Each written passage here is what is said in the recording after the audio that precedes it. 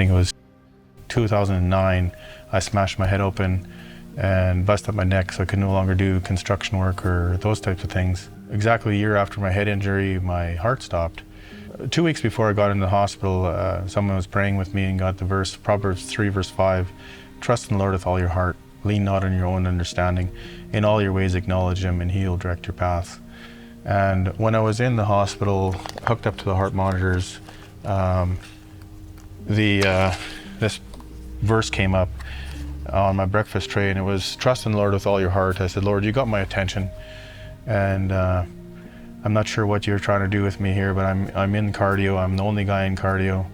And so I spent some time praying, and the nurse came in and asked me how I was doing, and I said, I feel weak. And she said, oh shoot, and I hear my heart monitor go flatline.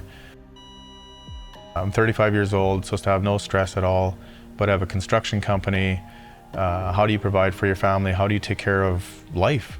And my brother-in-law gave me a box full of phones, and they were all smashed, and some had been in the toilets and whatever.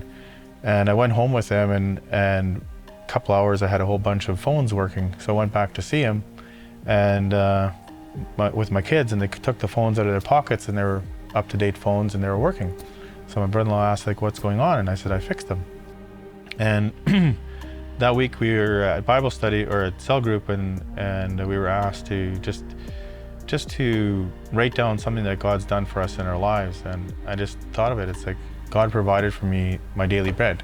He provided for me today. I didn't have to worry about tomorrow, because the verse says, don't worry about tomorrow. Tomorrow will have its own worries. Today's enough worries of its own. And so it's like I made a joke that I'm going to start fixing phones to make money. And the Lord was saying, I need you to acknowledge me in all your ways.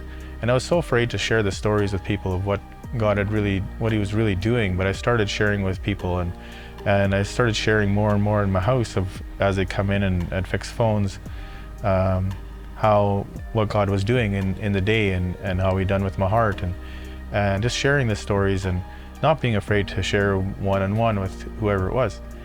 And just more and more work would come. I got the dream vision of using the space as a free coffee shop.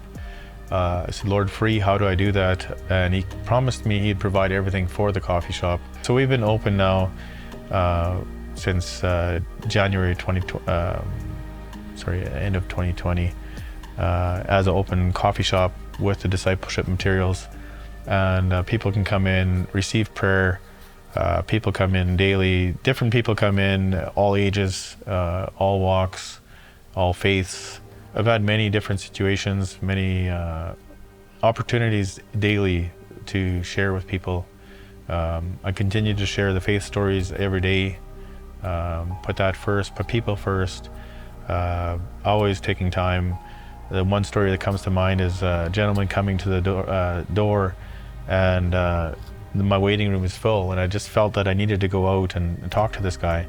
As I go out to talk to him, I'm praying that the Lord will just keep the people all happy. I had 4 people in the waiting room. I go outside to talk to him, and he's talking about his motorcycle that his ex-girlfriend had just hit with a baseball bat and so on. And after talking to him about 15-20 minutes, I go back in, and about a month later, the guy comes back to the store, and he says, do you remember that day? And I said, yeah. He says, I lost my house that day. And he said, I was gonna put my motorcycle between the headlights of a first semi. I saw it on the highway. And he says, as he was driving through town, he just kept thinking, go see Dan. This guy's not a believer. And he pulled up on the parking lot. He says, the parking lot was full, not a space to park. He said, I pulled in there, and I went in, and I saw the waiting room was full. And he says, there's no chance he's gonna talk. And as I turned around, he says, it felt like you were breathing down my neck. That's how fast you came out the door. And you spent the time to talk to me. And he says, I changed my mind.